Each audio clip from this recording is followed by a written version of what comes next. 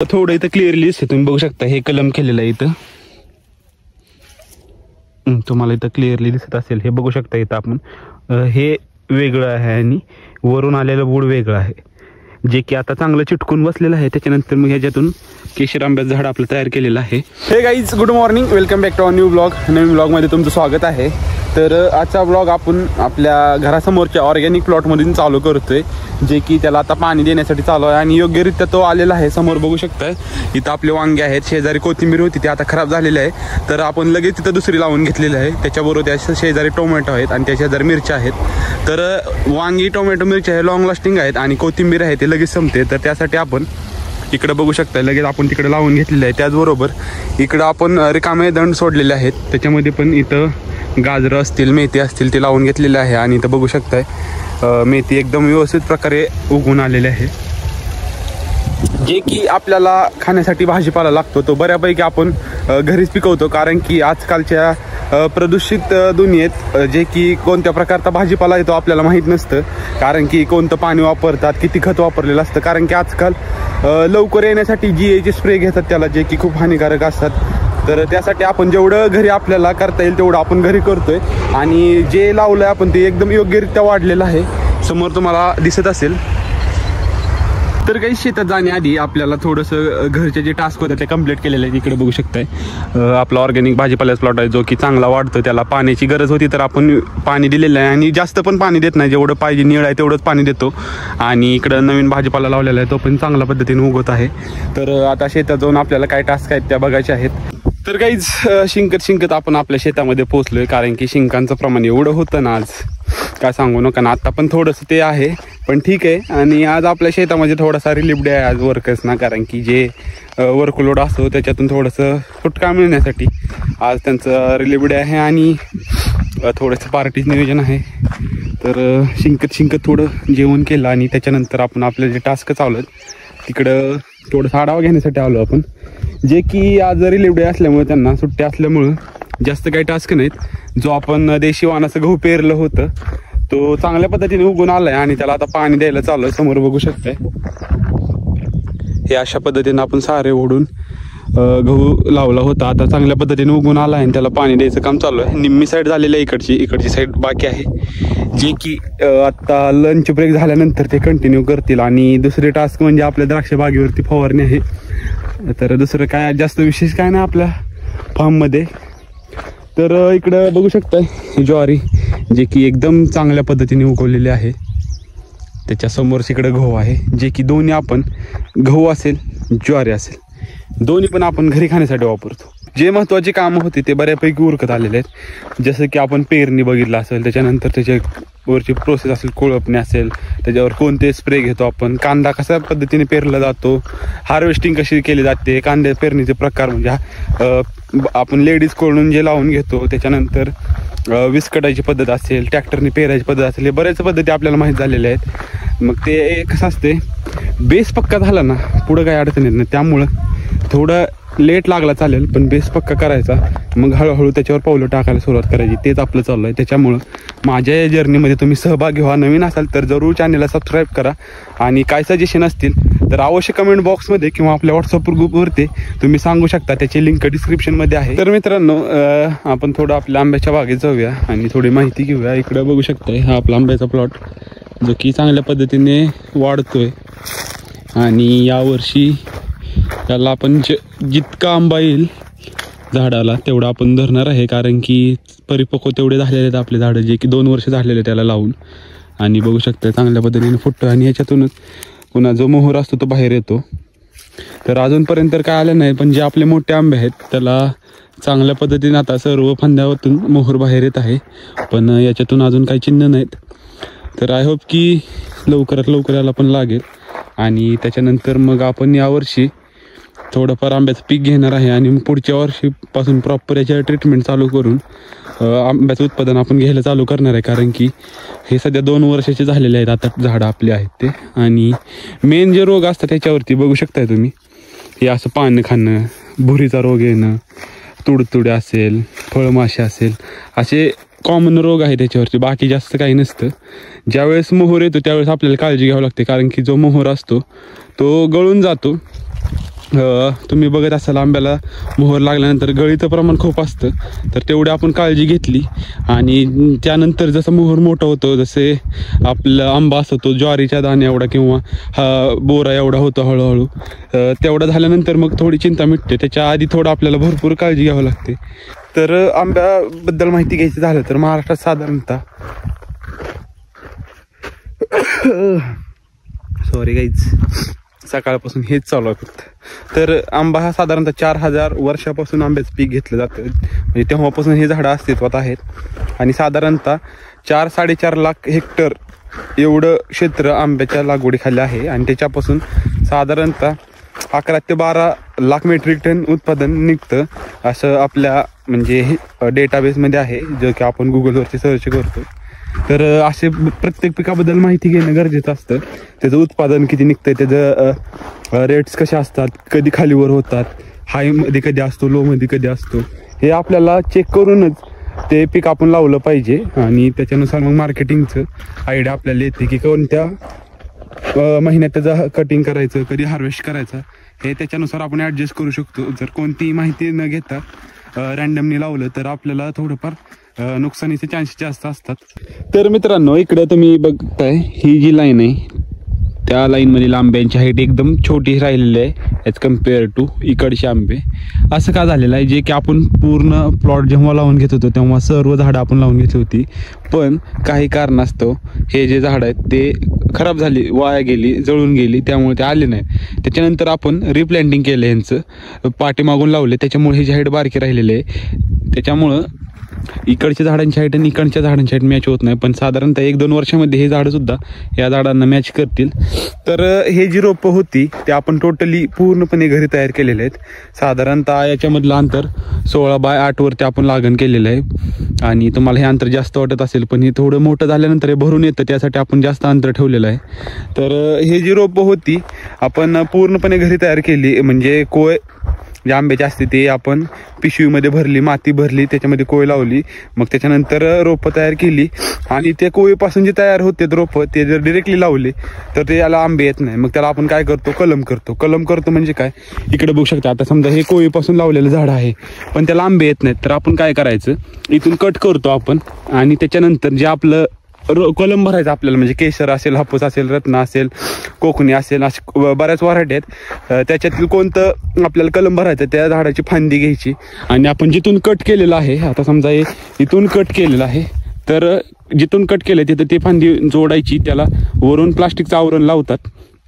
मग त्याच्यानंतर ते कलम फुटतं शकतो. इथं बघू शकताय तुम्हाला शेप दिसत असेल, हे फी आकाराचा, तर हे कलम केलेला शेप आहे, जे की आपण जे कोळीपासून रोप लावलं होतं त्याचं हे खालचं बुड आहे. आणि त्याच्यानंतर कलम केलेली जी फांदी असते आपण त्याचं वरचं हे बघू शकताय तुम्ही.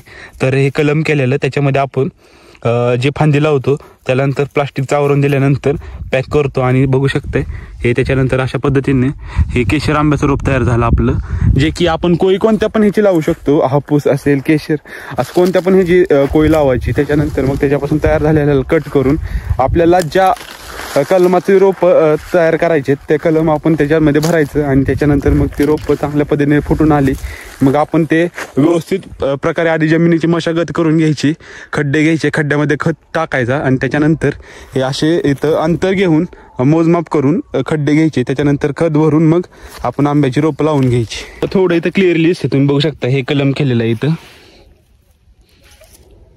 तुम्हाला इथं क्लिअरली दिसत असेल. हे बघू शकता इथं आपण हे वेगळं आहे आणि वरून आलेलं बूड वेगळं आहे, जे की आता चांगलं चिटकून बसलेलं आहे. त्याच्यानंतर मग ह्याच्यातून केशर आंब्याचं झाड आपलं तयार केलेलं आहे. आणि हे झाडं लावताना आपण जे आता बाग तयार केलेलं आहे तिथं पूर्णपणे केशर आंब्याची झाडं लावली नाही, त्याच्यामध्ये वेगवेगळ्या प्रकारची आंब्याची झाडं लावलेली आहेत मिक्स पद्धतीची. साधारणतः 100 केशर आंबे असतील तर त्यात 4-5 झाडं वेगळी लावलेली आहेत, कारण की ह्याच्यानं काय होतं, जे आंब्याचं उत्पादन आहे ते चांगलं येतं आणि हे करणं गरजेचं असतं. त्यासाठी आपण वेगळ्या पद्धतीचे सुद्धा आंब्याची झाडं ह्याच्यामध्ये लावून घेतलेली आहेत. मित्रांनो, बेसिक जे रोग येतात ह्याच्यावरती फुलकिडा असेल, भुरी असेल, तुडतुडा किडा असेल, त्याबरोबर फळमाशी असेल, असे छोटे छोटे रोग असतात जे की बघू शकता तुम्ही असे पानं त्याची खराब करतात. तर त्याच्यापासून आपण मुक्ती मिळवण्यासाठी आपल्याला वेळेच्या वेळेला आंब्याकडे लक्ष दिलं पाहिजे, जे की सध्या ग्रोविंग स्टेजमध्ये असल्यामुळं ठीक आहे. पण जेव्हा आपण फळ धरणार याचं तेव्हा टोटली काळजी घेतली पाहिजे. तसेच बोर्डोचा स्प्रे घेतला पाहिजे आणि हे जमिनीपासून जे आपलं बुड आलेलं आहे त्याला पण आपण ती पेस्ट लावून घेतली पाहिजे, जेणेकरून जे कीड आहे ते वरती येणार नाही आणि आपलं जे खोड आहे ते खराब करणार नाही. त्यासाठी ती पेस्ट लावणं सुद्धा खूप गरजेचं आहे, जे की आपण आता 3 वर्ष जशी कंप्लीट होतील तेव्हा आपण जेव्हा फळ धरणार तेव्हा आपण ते योग्य पद्धतीने लावून घेणार आहे आणि ते लावणं गरजेचंच आहे. आपण प्रत्येक जे झाडाचं बुड आहे त्याला ते पेस्ट लावून घेणार आहे, त्यानं जे झाडाची बुड आहेत ते चांगली राहतील. तर ह्याला साधारणतः डिसेंबरपासून मोहर असतो तो लागायला सुरुवात होते, जे की त्याच्यानंतर मध्ये थोड्या दिवसामध्ये मग हार्वेस्टिंगला येतो तो आंबा आपला जो असतो तो. आणि हार्वेस्टिंग झाल्यानंतर आपण बाग तानावरती सोडतो, म्हणजे त्याला म्हणजे थोडंफार पाणी सोडतो. पण त्याच्यामध्ये आंतरपीकसुद्धा आपण घेऊ शकतो. इकडे बघू शकताय साधारणतः अभ्यासानुसार माझ्या 10 वर्षापर्यंत आंतरपीक घेतलं जाऊ शकतं असं एका लेखामध्ये मी वाचलं होतं. तर आता बघू शकता आपलं 2रं वर्ष आहे आणि आपण हरभऱ्याचं आंतरपीक घेतलेलं आहे. याच्या आधी उडीद केला होता आपण ह्याच्यामध्ये आणि त्याच्यानंतर लगेच आज हरभरा केलेला आहे आणि चांगल्या पद्धतीने आलेला आहे, कारण की सध्या जे आंबे आहेत ते एकदम बारके आहेत, त्याच्यामुळं आपण आंतरपीक घेऊ शकतो. पण जसं आंबे मोठे होतील तसं आपल्याला आंतरपीक घेण्यास अडचण होऊ शकते. अडचण का होऊ शकते तर आता आंबे साईज वाढणार, मोठे होणार, दाटण होणार इथं. त्याच्यानंतर एका दुसरी फवारणी असते, जेव्हा आंब्याला मोहर येतो तेव्हा आपल्याला ते मोहर जो असतो तो टिकून राहण्यासाठी ज्या बेसिक फवारण्या असतात त्या कराव्या लागतात, कारण की गळीचं प्रमाण जास्त असतं. काही वेळेस ते गळून जातात, कारण की त्यावेळेस अचानक वादळी वारा असतं, पाऊस असतो, त्याच्यामध्ये खूप नुकसान होतं. ते टाळण्यासाठी आपल्याला त्या फवारण्या ज्या बेसिक असतात त्या कराव्या लागतात. त्याच्यामुळं त्यानंतर अडचण येऊ शकते. त्यासाठी आपण लिमिटेड टाईमसाठीच आंतरपीक घेऊ शकतो. तर आंतरपीक कोणते निवडायचं जे की त्याची हाईट जमिनीपासून जास्त उंच नाही गेली पाहिजे, कारण की ही जर आपण असे आंतरपीक निवडले जे की आंब्यांपेक्षा जास्त हाईट होत असेल तर त्याचा काही उपयोग होणार नाही, कारण की ते टोटली अफेक्ट करणार आपल्या आंब्यावरती. त्याच्यामुळं जे आंतरपीक निवडणार आहे ते योग्य पद्धतीने निवडलं पाहिजे, जे की जमिनी लेवलपासून आता बघू शकता हरभऱ्यासारखं असलं पाहिजे, जे की जास्त उंच जाणार नाही. अशा पिकाचा आंब्यावरती काही परिणाम होणार नाही अशी पिकं आपण निवडायची. 1 वर्ष म्हणजे आपण जेव्हा सीताफळ आपण नवीन लावलं होतं जे की हार्वेस्टिंग झालेलं प्लॉट आहे तुम्ही बघितला, त्याच्यामध्ये आपण 1.5 ते 2 वर्ष जेव्हा सीताफळाचं वय होतं तेव्हा जो प्लॉट चांगला होता त्याच्यामध्ये आपण भुईमुगाचं पीक घेतलं होतं आणि जे त्याच्या खालचे जे टप्प्याटप्प्यात प्लॉट आहेत ते प्लॉट थोडे ॲज कम्पेअर टू पहिला प्लॉट थोडे खराब होते. पण त्याच्यानंतर आपण भुईमुगाचं पीक घेतल्यानंतर जो प्लॉट चांगला होता तो प्लॉट डॅमेज झाला, थोडा त्याची क्वालिटी कमी झाली आणि जे प्लॉट खालचे खराब होते ते चांगले झाले. त्याच्यामुळं आपण अशा छोट्या छोट्या गोष्टीतून अनुभव घ्यायचे असतात आणि ते आपण नंतर अप्लाय करत जायचं असतं. त्याच्यामुळं आंतरपीक निवडताना काळजी घेऊन निवडलं पाहिजे. शकताय हरभरा एकदम चांगल्या पद्धतीने उगवतोय, कारण की आता ह्याला पाणी देऊन झालेलं आहे एकदा आणि जो खत आपण पेरताना टाकला होता त्याचा तर इफेक्ट आहे आणि ड्रीपमधून पण आपण थोडाफार सोडला होता. त्याच्यामुळे आता बघू शकताय किती त्याला फुटवे फुटलेले आहेत आणि फुलंसुद्धा लागत आहेत. ते तुम्हाला समोर फुलं डोलताना दिसत आहेत आनंदाने एकदम, कारण की निरोगी वातावरण आहे, सूर्यप्रकाश भरपूर आहे आणि त्यांना जे पाहिजे ते भेटते जमिनीतून. त्याच्यामुळं एकदम वाऱ्याच्या तालावर ते डोलत आहेत.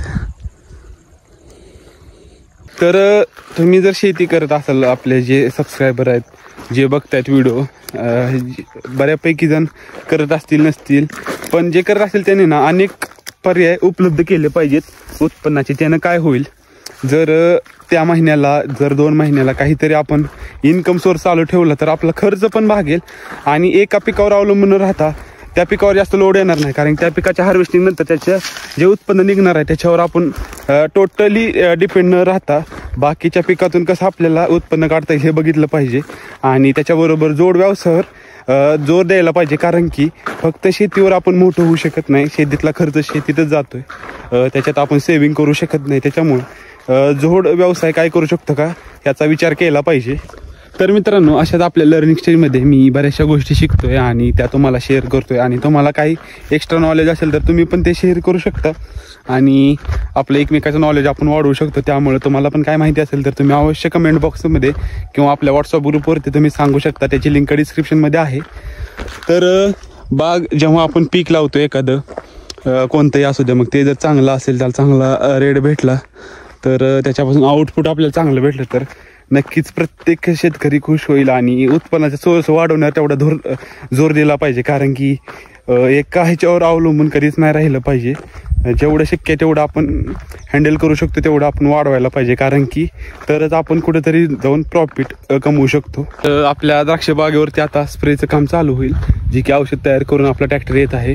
जर आपण एखादं क्षेत्र निवडलंय ना, त्याच्यामध्ये आपण 100% का द्यायचं नाही, निवडलंय म्हणल्यावर 100% दिलंच पाहिजे. एक्सक्यूज देऊन चालणारच नाही की हे आहे ते आहे, काही पण असू दे ते आपण फेस केलं पाहिजे.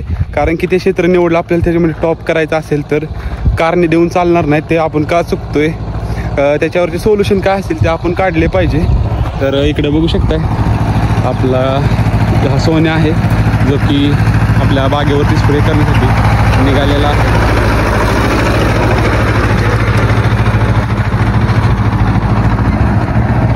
तर हे शेड्यूलवाले स्प्रे असतात, जे की ठरलेल्या टाईमनुसार ते रोज चालूच असतात. बघू शकता थोडं टेस्टिंग करून मग ते औषध फवारण्यासाठी चालू करतात. जे की आपले नोझल आहे त्याच्यातून व्यवस्थित पद्धतीने औषध येतं आहे का नाही हे चेक करतात. आणि त्याच्यानंतर मग जे आपले बाग आहे त्याच्यात 1 आणि 2 नंबरचे प्लॉट आहेत त्याच्यानुसार त्याला स्प्रे घेतात. तर हे शेड्यूलचे स्प्रे असतात, जे की आपण शेड्यूल तयार केलेलं असतं हार्वेस्टिंग होईपर्यंत आपल्या बागेचं.